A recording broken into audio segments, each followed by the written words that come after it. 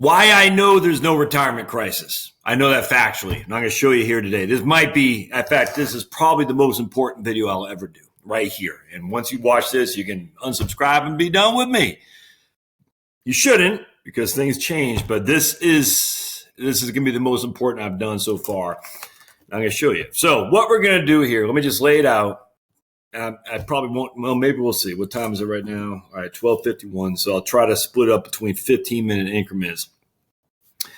We're going to use the median income from the Census Bureau, the CPS, the much aligned CPS, which I agree with, and I'll share with you why we're going to use that here in just a second. Nonetheless, even though it's much aligned, we're going to use a Census Bureau median income from the CPS, and we're going to extrapolate that to Social Security. And I'm going to show you exactly why there is no retirement crisis. Now, that does not mean there won't be a Social Security fix needed, for sure. And there is, and I've talked about that a million times. I've already said, hey, we can raise some taxes. Look, whatever. But that's different from what we've been hearing about a imminent retirement crisis. So subscribe, comment. Please share this video if you will, especially if you know people that just like, man, I can never retire. I'm just telling you, it's wrong. It's wrong. And let's dive right into this. All right. And of course, thumbs up. So first thing we're going to do is we're going to look at the table, and this is from the Census Bureau. All right, browse by topic, and this is historical income tables from the Census Bureau. The census uses the consumer, I forgot what the CPS stands for anymore. Current Population Survey is what it stands for. The Current Population Survey. And they give us all these different data sets. It's flipping awesome. I mean, awesome. Real quick, let me briefly explain why the CPS is much aligned. Because they weren't taking retirement in IRA distributions. If it wasn't done on a regular basis, it wasn't being accounted for. So because that it's a huge, significant amount of money wasn't being accounted for actual income for retirees. Now, the reasons why I don't care, frankly, about what we're going to show you here is because that is just for people who have significant IRA, not significant, but just IRA distributions that they're taking irregular amounts. Hey, Vanguard, send me a check for $20,000. That was not in the CPS, and even the updated data is really somewhat lacking. But anyway, I'm more worried about income, the workers, all right? And the reason for that is because we're going to show you the replacement rate of Social Security relative to your earned income. And the CPS is absolutely fine when it comes to earned income because we have W-2s, we have the 1040s, we have all that stuff that the CPS uses. And on top of that, when you self-report your income to the CPS, the Census Bureau, it's simple. How much money you made? I made $55,000. Okay. What happened with the CPS is it was hard for people to understand self-reporting of IRA distributions on capital gains, whatnot. Again, more for retirees. But when it comes to actually earned income, it's quite simple. And CPS is very, very accurate. And so that's why it's aligned, but that's why it's okay to use it in this scenario. All right. Historical income tables for households. And you got just this is just one of many, many data sets. And what we're going to do is we're going to look at your all races by median and mean income. And I'm just throwing I'm not using anything racial here. I literally just don't care. All right. So we're going to use a median income, and we're going to use it in current dollars because remember, there's a couple things when it comes to Social Security, the indexing factor that we got to account for. And we're just going to use current dollars. We're going to take the median income in current dollars. All right. So in this case, in 2017, the median. So remember what the median is, my friends. The median is 50%. Let me just keep this big. So remember, the median income is 50% above, 50% below. So the median is smack dab in the middle, not average income, median. That's what we're shooting for. Right. All right. So in this case, we're going to say, here's our median income, $61,000. And by the way, this is households too, not just husband or wife or Joe or Jane, is household income. So Charlotte and Josh, we live in a household. Our median income is 61372, which is absolutely a spot on place to start your analysis of the average American's retirement capability, because the median income, 50% got more, 50% got less. That's smack dab in the middle, which is perfect. And it's household income too. So it says our household, in this case, the median income in 2017 was $61,372, whatever it was. I printed off. Yeah, 61,372. That means the 50% margin, people were able to get by on basically $5,000 a month for their household. All right. So now what we're going to do, with me so far?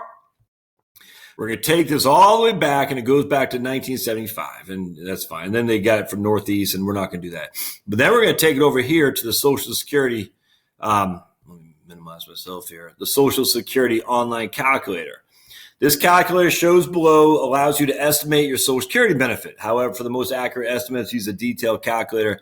We don't need to do that here, and I'll show you why. Because I went in, I typed in every single year of what I have here, which is what I just printed off from the Census Bureau. And I said, okay, let's type it all in. So you see 2017 is 6132. 2016 is 56039. Let's go back to the tables. And sorry about my sniffling. 2017 is 61372. 2016, 59039. And that's exactly what I've done here. 2015 and so on and so on. So I've done that all going back until the table, they didn't keep the record anymore, as 1975. I'm taking somebody who was born January 15th, 1950. I don't know why I got January 15th, but 1958. And the reason for that is because we take 2019 minus 1958. That means their eligibility, their year of eligibility, their ELY is next year when they're 62 years old. All right, so that means in 2020 is their year of eligibility. And that's when they can start drawing Social Security. It will be reduced, all right? And now I'm saying this calculator, when you plan to stop working, is right there when they plan to stop working at 62. So they're going to stop working next year. So let me show you what I'm talking about. So for 2018, I had to throw a number in there. They don't have it up yet for the CPS, the Census, the current population survey. So I just threw $63,000 in there. And I'm going to say in 2019, they'll make $63,000 as well. But then in 2020, they're saying, nope, sayonara, I'm out. I'm not making any more money. All right. And that's when we're going to say they stop earning an income. All right. So now we're doing this in today's dollars. All right. So remember, what is this calculator? Okay. So enter the years and months in which you plan to stop working. And we talk about 62 years old. All right. So now we're going to go up here. Let's see. Hold on just a second. All those double data sets in there. Yep. Looks good. And then we're going to calculate benefit. All right, so a couple things, my friends. We'll use that when you estimate. Okay, so a couple things are happening here, and I'll share with you just a second. We are going to stop 62, and this will say age of retirement, which is when we're going to take our benefit as well. Now, it won't quite be that, but when I go into 67, and then, well, I guess it'll be 66, but then again 70, because we won't be working for those extra 5 years. I'll show you what I'm talking about here in just a second. All right, so let's establish this. We'll make sure. Okay, good. Still got time. Let's establish this. We're using the median income historically from the CPS, the Census Bureau. Literally, that is what America has averaged, not average, median, 50% above, 50% below. We're calculating those numbers into the Social Security retirement plan or calculator, and then we're going to get a gauge of how much Social Security benefit we're going to get from that. And let's just say this old Josh, all right? In this case, our earliest year of eligibility is next year in 2020. And we're not working anymore after that. Lastly, remember how they define Social Security benefits. They say you take your top 35 years of earnings record, top 35 years of earnings, you times those by an inflation number, which Social Security does in this calculator, and we don't see it, they just do it automatically. And then you add all those up. So if your inflation if your first year of eligibility is 2020, it's an inflation calculator based on that year. If your first year of eligibility is 2023, it's it's called an indexed factor, an inflator, however you want to, it's synonymous. And we're going to times all those up. So your income you made in 1992 times by your first year of eligibility's inflator number, that will give you that years of earned income relative to inflation. We're going to add all those up for the top 35 years that you have, and then we're going to divide by 420. That will give us your average index monthly earnings, your AIME. From there, we're going to use the current information to get your PIA, which is your primary insurance amount, which is at your full retirement age. A lot going on that. And the Social Security is doing all this for you, though. You don't need to do anything. All you have to do is plug your information there, and you can go on ssa.gov and sign up and get all the information if you want. Easy. All right. And the most recent calculator is updated August 2018. So I imagine it probably won't be updated until 2019 either. So with me so far. So now we have, let's see, 1975 to 2019. So we have 2019 minus 1975. We have 44 years of earnings. So 10 years of earnings will be gone. All right. 10 years of earnings will be completely, 9 years, I guess, will be gone because we're only going to take the top 35. All right. So what we do is we're not making any money in 2020 and we calculate benefit. Now I have us retiring at 62. All right. So that means we're insured because we have our 40 quarters of substantial earnings. And again, substantial earnings isn't much, but we have it's not 40 quarters of substantial earnings. It's 40 quarters of eligibility. I forgot the terminology, but you got to work 40 quarters, essentially 10 years. You got to work 10 years, which we have. So we're fully insured. Disability status are fully insured, and survivor insured status. Everything's good to go here. Here's our monthly benefits, $1,684 at 62 years old. So at 62 is $1,684, and that's in today's dollars.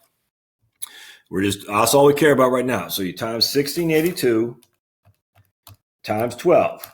That's 20,184. All right. So remember, that's 20,184. Remember what our earnings were, 63,000. So right there, we take 20,184 divided by 63,000. I bet it's like 44% or so, 32%. So 32% of our income will be replaced by Social Security right there and right then. All right. So we know for a fact, and there's a cost of living adjustment too. So right out of the gate, as a single person, if this was my median earnings, 32% of my benefit of my earnings while I was working would be replaced by Social Security. Now, if I'm married, my spouse will get how much? Well, where's the spousal benefit? Right there. That's surviving spouse benefit. Your surviving spouse, your surviving child. That's just for survivor benefits. I guess they don't say spousal benefits on here. Okay, they only say survivor benefits. They don't say spousal benefits. But my spousal benefits will be this amount right here, which is my full retirement age amount, your surviving spouse at full retirement age, 2338. And we got times that by 0.5%. So 2338 times 0.5, which means at her full retirement age, her 66, again, assuming she's born before the age of before 1960, her benefit will be 1169. All right. Now that's at 66. If she takes hers at 62, bear with me just a second, that'd be 12. So her benefit would be 14,028. But let's say she takes it at 62, her benefit will also be reduced by 25%. So 2338 times 0.25. 2338 times 0.5 times 0.75. Her benefit will be 876 if she takes that 62, all right, times 12, which means 10,521. So if we both take it at 62, based on my record, as I showed you, which is the median income, she'll get 10,521 of benefit, and I'll get, 20,184, which equals 30,075 divided by our median benefit, which was 63,000. So we're going to be making 50% just on Social Security alone if we take it at 62 and not working anymore. Does that make sense? All right. So let's just say now we say, let's keep working. We're going to work until we're 67. We'll say it's just 67 to get the full benefit. All right. So 67, we're going to get the full benefit. And this is going to show us keep working until we're 67. But basically what's happening is, we're not going to keep working at 60 until 67. We're just not taking the benefit. This one doesn't allow you to choose when you work relative to when you take the benefit. It just says you're going to do both simultaneously, if that makes sense. And that might seem a little bit misleading, but there's a way around that. Very simple. All right. So what our full benefit is now is 2398. So even working those extra, 5 years at a median income base of $63,000. Actually, 3 years. Okay, so I'm saying. Okay, good. There you go. No, it done. Sweet. All right, fantastic. So this enter the amount you expect to earn in 2020. The calculator will use the same amount of earnings for each future year up to the age you expect to stop working. All right, fantastic. It does do it for us. So in this case, by not working anymore, because we're going to have indexing and a little bit of cost of living adjustments, we're going to get 2398 will be our income at 2398 will be our monthly retirement income. I think that actually is the same as what it was before. But anyway, either way, it's not changing anything. So because we're not taking Social Security until we're 67, I hope that makes sense. Actually, it's going to be a little bit more than our full retirement age because it's 67. And I think our full retirement age is 66 and 8 months, I believe. Either way, it's going to be right about $2,400 a month, give or take. All right, so 2398, if we don't take it till 67, our full retirement age, at that point, and again, this is without working anymore, all right? And at that point, my spouse, Charlotte, is going to get half of my benefit, my full retirement age benefit, which is 2338 divided by 2, which is 1169, all right? So 2398 plus 1169, that's $3,500 a month, 3567 times that by 12. That's $42,804. $42,804 divided by 63,000, which is my median. That means that's a 68%. Let me make sure I'm not too. 68% replacement ratio, right there alone. Does that make sense? So this isn't crazy man talk. Now, if I'm not married and I'm only got $23.98 a month. 2398 times 12, that's $28,776. Divide that by 63,000. That's a 45.6% replacement rate. So if I'm not married, yes, there is more at stake than if I am married with my spousal benefit. But again, my spousal benefit here, we're just using my spousal benefit, assuming she did not make more in her own benefit than what her spousal benefit, which would be half of mine at my full retirement age. So how is that a crisis? It's not. All right, now let's just say we're going to go up till 70. We're not going to take it till 70. I just don't get the crisis thing. I'm using real numbers, not fake crap. So if we take it at 70 with the delayed earnings credits, my benefit will be $29.59. All right, so $29.59. Again, all right, so we'll start there. 2,959 times 12. That means it's $35,508. Divide that by 63,000, and I'm making a 56% replacement rate. All right. Again, so I was making 63,000. How much of that 63,000 am I replacing just by Social Security alone? So now our 2,959 with delayed earnings credits, plus my spouse will get 1169 plus 2,959 equals our total benefit will be 4,128 a month, times that by 12. That's 49,536. Divide that by 63,000. And that's a 79% replacement rate. There you go. If anyone who says that you need an 80% replacement rate, well, we just figured out. Just stop working at 62 and then don't take your benefit until you're 70. Now your spouse is going to take hers at 66. So you're even further ahead of the game there. There's no retirement. There's no retirement crisis. This is proof of that. And this is the Census Bureau with median income. Half the people have more income, half the people have less, but smack dab in the middle, and that's a household income. And this is at $5,000 a month, my friends, $5,000 a month. Is that enough to live large on? I don't know. But we're not even talking about having mortgages paid off. We're not talking about the lack of taxes that you have to pay, your FICA taxes. We're not talking about, just the cost to commute to your crappy old job. We're just simply saying at the end of the day, you were making $63,000 a year when you hung up your boots. How much will Social Security replace that? It's between 48 and 50 and 78% or something like that. Between 40 and 80%. I just don't get the crisis at all. And do you have any savings? Hopefully you got a little bit, but if you don't, why don't you take the house that you have and do a reverse mortgage on that to generate a couple $100 a month too? What's the problem? All right, lastly, let's just say you want to work, I don't know, we're just going to work some crap little job making $45,000 a year more. I guarantee it's not going to change much on your Social Security. All right, and we're going to do that until you're 66. We'll just say that to your full retirement age. So now you say, I'm quitting my crap job. I'm going to get something that's less than the median of America, and we'll calculate our benefit there. Remember, before it's 23.38 for our full retirement age when we stopped at 62. All right, when we stopped working at 62, our full retirement age benefit was 23.38. Now it's 22.32. All right, and the reason for that, it won't go down, but basically what we're saying is at the end of the day, we have less money, but not by much. It's not enough to even consider it. It was a 20. Yeah, I can't remember exactly what it was anymore. But basically, if we stop working today, we're still going to, there it is right there. Monthly disability. See, because I keep doing it before the full retirement age. I have to do 70, 67. See, because I'm not exactly sure the month. Let's do 67. There we go. Because that was a little bit less than the full retirement age. Here it goes. It should be 23. I imagine 23.98. I imagine. Let's see what we got here. 23. Where's the benefit? 23.98. Because again, it's a couple months on top of the late earnings credits. And so at the end of the day, it's basically $2,300 to $2,400. Frankly, it doesn't matter that much. So even working those extra.